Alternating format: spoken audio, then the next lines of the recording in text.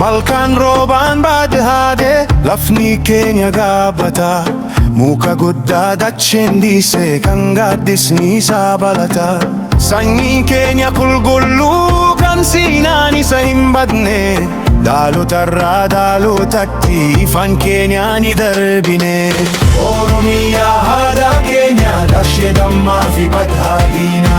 Si hawwachuuf yaalaan illee handhuurri keenu waama keessa. Ororaa fi laga waamee burqaan kee jireenya ta'e. Baareen ol kan marfamanii faaya fi bareedaa ta'e.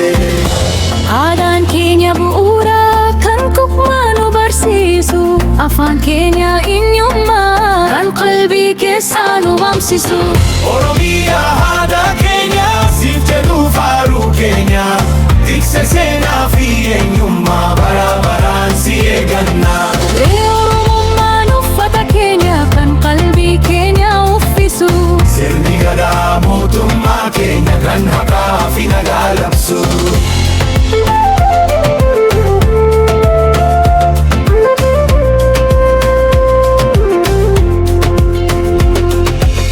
Mirgi Gadaa ibsaa ta'e daandii haqaa nu agarsiisa. Tokkummaa keenya humna kan boru keenya ijaara. Gaara lagaa fi gammoojjii maqaa kee ni faarsina. Dhaloonni boruu hundi seenaa kee ni dhaala. Biyya abbootii keenya yaa lafa guutotaa. Siif dhaabanna yeroo hundaa yaa haadha keenya Oromiyaa. Oromiyaa aadaa keenya siif jedhu faaruu keenya.